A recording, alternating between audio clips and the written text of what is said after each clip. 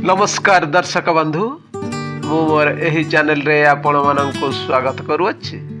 आपण माने जदि मो चैनल को प्रथम थर पई आसीचंती ताहेले प्लीज वीडियोटी को स्किप न करी मूलरू शेष पर्यंत देखा अनुरोध।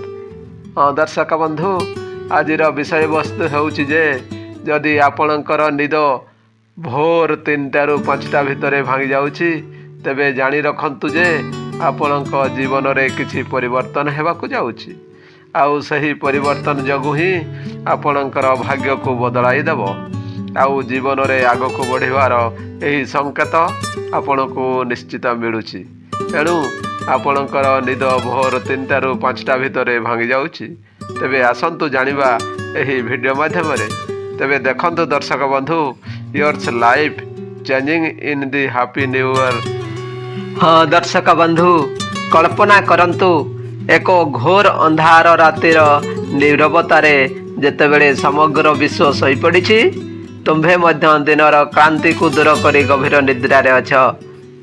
तुमर शरीर मन चरम विश्रामर अवस्था अच्छी एवं तापरे हठात तुमर आखि खोली जाए। तुम्हें आश्चर्य होई आखि खोलिछ घसीछ एवं अद्भुत अस्वस्थी अनुभव करुछ। जेतेबेले तुम्हें समय को देख सबुबेले परी घंटार कंटा गुड़िक ठीक 3टा ରୁ 5टा मध्य देखा जाउछि एवं तुमर जीवार जरूरी आवश्यकता अछि। किए जाने तुम मध्यरु केते जण रातिरे एहा अनुभव करंती। हुए तो तुम्हें मध्य एहाको एक शारीरिक कार्य भाव में अणदेखा कर भाविछ जे तुम्हें अत्यधिक पानी पिउछ किबा एहा वार्धक्य हेबार एक लक्षण, किंतु तुम्हें केबे भाविछ कि यह कहीं घटे कहीं तुमर निद्रा सबुबले समान समय राति 3टा ରୁ 5टा मध्य भांगी जाउछि यह कहीं राति 12टा किंबा सकाळ 6टारे हुए नहीं। आज आमे जो रहस्य उन्मोचन करने को जाउछु ताहा सुनी तुम्हें माने आश्चर्य होई पार किंतु हाँ दर्शक बंधु यह कौन सी साधारण घटना नुहे बरं ब्रह्मांडर अलौकिक शक्तिर एक गभीर एवं आध्यात्मिक संकेत जहाँ सीधा सड़क तुम पाखक पठा जाइछि। यह एक दिव्य आह्वान जहाँ को तुम्हें एपर्यंत अणदेखा करिछ। तेणु निश्वास बंद कर कारण आज तुम्हें बुझिब जे सकाळ 3टा ରୁ 5टा मध्य शौचालय व्यवहार करने उठिबा एक चमत्कार गुप्त कथा जहाँ तुमर जीवन को परिवर्तन करिवो। यह तुमर भाग्य भविष्यत और तुमर आत्मा सहित जड़ित एक सत्य। थरे तुम्हें यह जानिबा परे तुम्हें आउ केबे भी यही घटना को साधारण बोली भाविबो नहीं। आमर प्राचीन हिंदू शास्त्र वेद एवं पुराण रे समय को केवल घंटार टिक टिक नुहे बरं एक जीवन शक्ति एक स्पंदनशील शक्ति बोली विवेचना करा जाए। 24 घंटार प्रत्येक चतुर्थांशर निजस्व स्वभाव निजर अन्य शक्ति एवं निजस्व स्वतंत्र गुरुत्व अच्छी एवं यही समस्त घंटा मध्यरु सबुठारु शक्तिशाली सबुठारु रहस्यमय एवं सबुठारु पवित्र समय होउछि ब्रह्म मुहूर्त जहाँ सकाळर 3टा ରୁ 5टा मध्य समय। ब्रह्म मुहूर्त एक शब्द जहाँ निजस्व कथा कही थाए। ब्रह्मा अर्थ सृष्टिकर्ता और मुहूर्त अर्थ होउछि समय अर्थात यह ईश्वरंकर निजस्व घंटा। यही ब्रह्म मुहूर्त हेउछि सही मुहूर्त जेतेबेले ब्रह्मांड सृष्टि करुथिबा शक्ति एहार शीर्ष रे थाए। जेतेबेले रात्रिर अंधकार मिलन हो जाए बलीन हो जाए एवं दिनर आलोक उदय हेबाकु जाए यह सत्संग संगमर समय। यही जादुकारी मुहूर्त जेतेबेले यह संपूर्ण राति नुहे कि संपूर्ण दिन नुहे। यही पवित्र समय रे समस्त देवादेवी ऋषि सन्थ एवं सिद्ध आत्मा सेमानकर सिद्ध रूप से पृथ्वी रे विचरण करंतु। यही समय रे ब्रह्मांडर समस्त सकारात्मक शक्ति पृथ्वीर सबुठारु निकटतर होइताए एवं वायुमंडल और अन्य शक्ति एक वर्णनीय पवित्रता एवं एक गंभीर दिव्याचार रे परिपूर्ण होइताए। यही समय रे 17 गुण यार शीर्ष रे थाए। आपण हुए तो यही समय रे वायुर स्वतंत्र सचेतता एवं शीतलता लक्ष्य करिथिबे एवं यही समय रे पक्षी मानकर किचिरी मिचिरी मध्य आरंभ हुए जेपरी से माने मध्य यही दिव्य समय को स्वागत करिसंती एवं ଏବେ ଆପଣ ଭାବୁଥିବେ ଯେ ଏହା ସବୁ ଆମ ଉଠିବା ଓ ଶୌଚାଳୟ ଯିବା ସହିତ କ'ଣ ସମ୍ପର୍କ ଅଛି? ବିଶ୍ୱାସ କରନ୍ତୁ, ସଂଯୋଗ ସହିତ ଗଭୀର ଏବଂ ଆପଣ କଳ୍ପନା କରିବା ଅପେକ୍ଷା ବହୁତ ଗଭୀର। ଯେତେବେଳେ ବ୍ରହ୍ମାଣ୍ଡର ଏହି ସର୍ବୋଚ୍ଚ ଶକ୍ତି, ଏହି ଦିବ୍ୟ ଶକ୍ତି ଆପଣଙ୍କ ସହ ସଂଯୋଗ କରିବା ପାଇଁ ଚାହେଁ, ଏହା କୌଣସି ସିଧାସଳଖ ପଥ ଗ୍ରହଣ କରେ ନାହିଁ। ଏହା ଆପଣଙ୍କୁ ଜାଗ୍ରତ କରିବା ପାଇଁ, ନିଜର ଉପସ୍ଥିତି ଅନୁଭବ କରିବା ପାଇଁ ଆପଣଙ୍କ ନିଜ ଶରୀରକୁ ଏକ ମାଧ୍ୟମ ଭାବେ ବ୍ୟବହାର କରେ। ଆପଣଙ୍କ ଶରୀରରେ ମଳତ୍ୟାଗ କରିବାର ଏକ ତୀବ୍ର ଇଚ୍ଛା ସୃଷ୍ଟି କରିବା ହେଉଛି ସେହି ଅଲୌକିକ ଶକ୍ତି ପାଇଁ ଗଭୀର ନିଦ୍ରାରୁ ଆପଣଙ୍କୁ ଜାଗ୍ରତ କରିବାର ସବୁଠାରୁ ପ୍ରାକୃତିକ ଏବଂ ସରଳ ଉପାୟ। ଏହା କୌଣସି ରୋଗ କିମ୍ବା ସମସ୍ୟା ନୁହେଁ। ଏହା ହେଉଛି ଆଧ୍ୟାତ୍ମିକ ଘଣ୍ଟା, ଏକ ଦିବ୍ୟ ଆଲାର୍ମ ବାଜୁଛି ଯାହା ଆପଣଙ୍କୁ ଜାଗ୍ରତ ହେବାକୁ କହୁଛି। ମୋର ଆପଣଙ୍କୁ କିଛି କହିବାର ଅଛି। ଆପଣ ଯାହାକୁ କେବଳ ଶାରୀରିକ ଆବଶ୍ୟକତା ବୋଲି ଭାବନ୍ତି, ତାହା ପ୍ରକୃତରେ ଏକ ସୁବର୍ଣ୍ଣ ସୁଯୋଗ ଯାହା ଆପଣ ପ୍ରତ୍ୟେକ ରାତ୍ରିରେ ହରାଉଛନ୍ତି। ଏହା ଈଶ୍ୱରଙ୍କ ସହିତ ସାକ୍ଷାତକାର ସମୟ, ବିଷୟ ଭାବରେ ଆପଣଙ୍କ ପାଇଁ ସଂରକ୍ଷିତ। ଆପଣ ଅଜାଣତରେ ସେହି ସାକ୍ଷାତକୁ ପ୍ରତ୍ୟାଖ୍ୟାନ କରି ପୁଣି ଶୋଇବାକୁ ଯାଉଛନ୍ତି। ଏବେ ପ୍ରଶ୍ନ ହେଉଛି, ଏହି ବିଶ୍ୱ ଶକ୍ତି ଆପଣଙ୍କ ସହିତ ସଂଯୋଗ ସ୍ଥାପନ କରିବାକୁ କାହିଁକି ଚାହୁଁଛି? କୋଟି କୋଟି ଲୋକ ଶୋଇଛନ୍ତି, କିନ୍ତୁ ଆପଣ କାହିଁକି ଏହି ସଂକେତ ପାଉଛନ୍ତି? ଉତ୍ତର ଆପଣଙ୍କ ଭିତରେ। ଆପଣଙ୍କର ଆତ୍ମାର ଯାତ୍ରା ରହିଛି। ପ୍ରଥମ ଏବଂ ପ୍ରମୁଖ କାରଣ ହେଉଛି ଆପଣଙ୍କର ଆତ୍ମା ଏବେ ଜାଗ୍ରତ ହେବାକୁ ପ୍ରସ୍ତୁତ। ଏହି ଜୀବନ ଏବଂ ପୂର୍ବ ଜନ୍ମର ଭଲ କାର୍ଯ୍ୟ, ଆପଣଙ୍କର ଆଧ୍ୟାତ୍ମିକ ଅଭ୍ୟାସ, ଆପଣଙ୍କର ପ୍ରାର୍ଥନା ଏବଂ ଫଳ ପ୍ରଦାନ କରୁଛି। ଆପଣଙ୍କର ଚେତନା ସ୍ତର ଏବେ ଏପରି ସ୍ଥାନରେ ପହଞ୍ଚିଛି ଯେଉଁଠାରେ ଦିବ୍ୟ ଶକ୍ତି ଆପଣଙ୍କ ସହିତ ସିଧାସଳଖ ସଂଯୋଗ ସ୍ଥାପନ କରିପାରିବ। ଆପଣ ସେହି କିଛି ଆତ୍ମାର ମଧ୍ୟରୁ ଜଣେ ଯାହାକୁ ବ୍ରହ୍ମାଣ୍ଡ ନିଜର ପରବର୍ତ୍ତୀ ଯାତ୍ରା ପାଇଁ ପ୍ରସ୍ତୁତ କରୁଛି। ଆପଣଙ୍କର ନିଦ୍ରାର ଏହି ବାଧା ପ୍ରମାଣ କରେ ଯେ ଆପଣଙ୍କ ଭିତରେ ଆଧ୍ୟାତ୍ମିକ ଶକ୍ତିର ପ୍ରଭାବ ବୃଦ୍ଧି ପାଉଛି। ତୁମର ଆତ୍ମା ଏବେ ସାଂସାରିକ ନିଦ୍ରାରୁ ଉଠି ଦିବ୍ୟ ଚେତନା ଭିତରକୁ ଜାଗ୍ରତ ହେବାକୁ ଚାହୁଁଛି। ପରିସ୍ରା କରିବାର ଇଚ୍ଛା କେବଳ ବାହାନା। ଏହାର ପ୍ରକୃତ ଉଦ୍ଦେଶ୍ୟ ହେଉଛି ସେହି ବ୍ରହ୍ମ ମୁହୂର୍ତ୍ତରେ ତୁମକୁ ଜାଗ୍ରତ କରିବା ଏବଂ ସେହି ମହାଜାଗତିକ ଶକ୍ତି ସହିତ ଯୋଡ଼ିବା।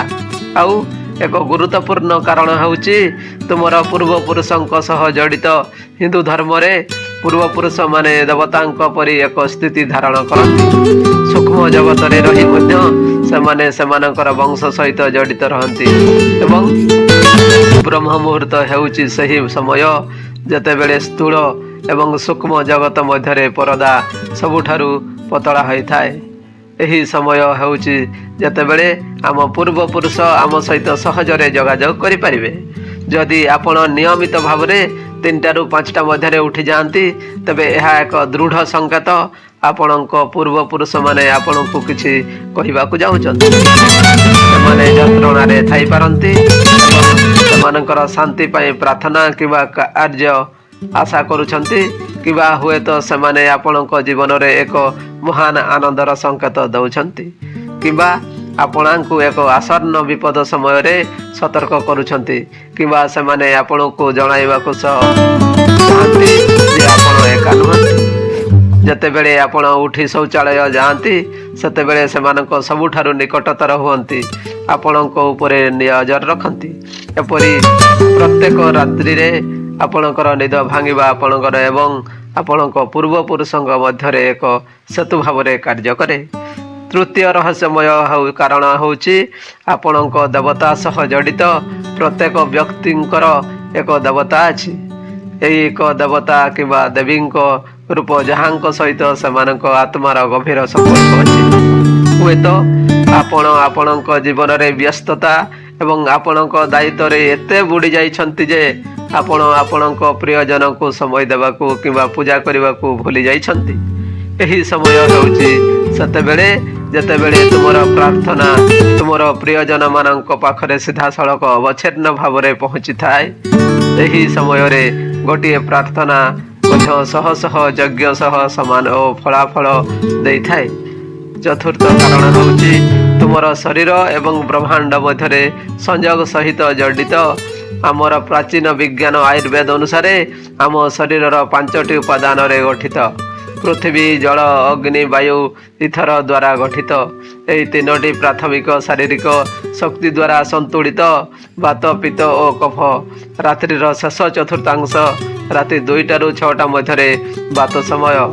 ବାତର ଗୁଣ ହେଉଛି ଗତି ଏବଂ ପ୍ରେରଣା ଦେବା। ଶରୀରରୁ ମଳ ଓ ମୂତ୍ର ନିଷ୍କାସନ କରିବା ମଧ୍ୟ ବାତର କାର୍ଯ୍ୟ।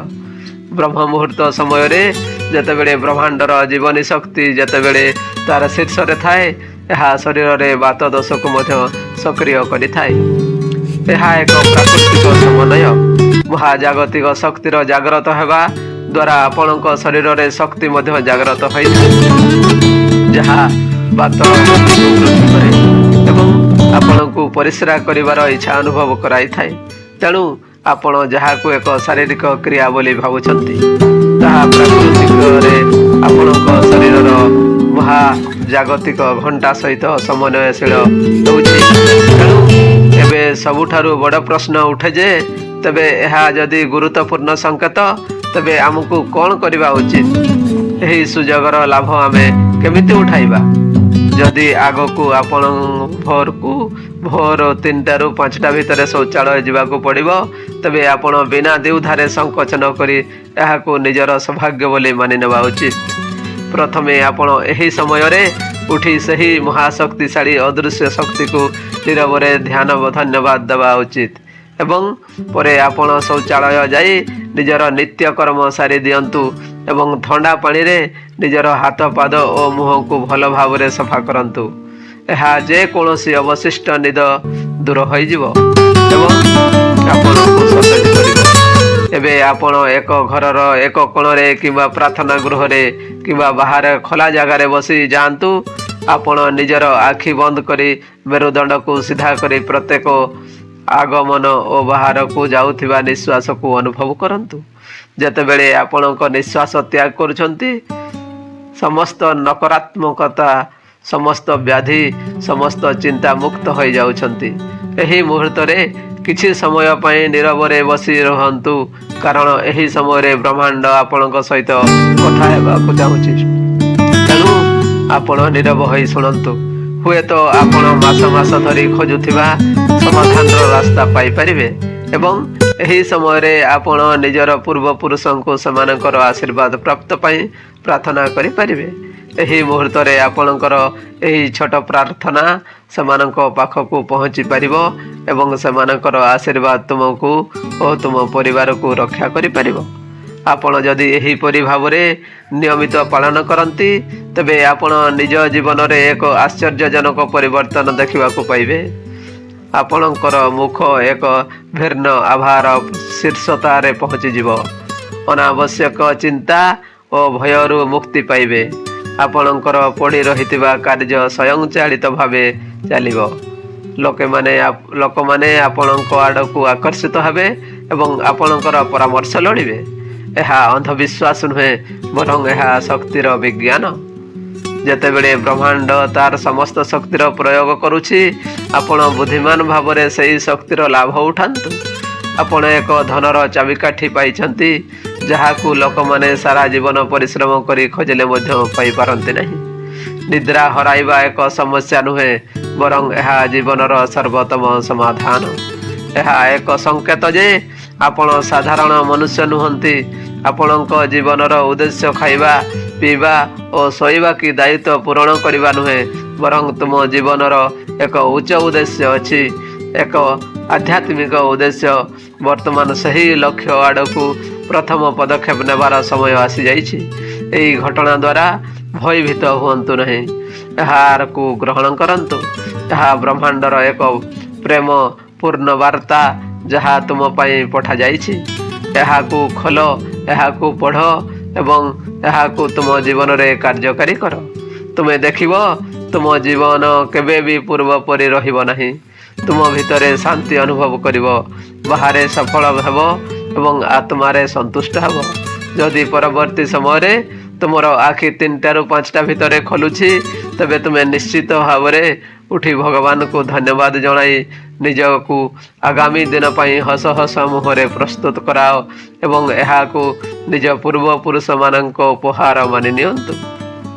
यह आमर अमूल्य शास्त्र रे लुचि रही एक अमूल्य संपत्ति। आज आमे सही भंडार केवल गोटे छोट मुक्ता बाहर करी तुम सम्मुखें रखुचु। आमर संस्कृति और परंपरा रे एपरी अगणित गुप्त कथा लुचि रही। जदि यही कथाटी आपण हृदय को छुईछि, जदि तुम्हें यही अनुभव करुछि, तुम जीवन रे तुम्हें एक प्रमुख कहीं उत्तर खोजी पाउछ, तेबे यही ज्ञानर शिक्षा को निज भितर सीमित रख नहीं। जदि आपण आमर यही प्रयास को समर्थन करुछंती, तेबे प्रेम और उत्कंठार सहित अधिक लोकंक पाखरे पहुँचैबा पई चेष्टा करंतु, जेपरी यह सेमानंक जीवन को उन्नत करि परिबो। किए जाने आपणकर गोटिए शेयर कहार सकाळ निद्रार गुप्त कथा खोली पारे एवं सेमानकर गुप्त भाग को जागृत करि पारे। आपणक छोट प्रयास कहार जीवन रे विराट सकारात्मक भाव आनी पारे। हाँ दर्शक बंधु, भिडियोटी को यहीटारे शेष करुछि।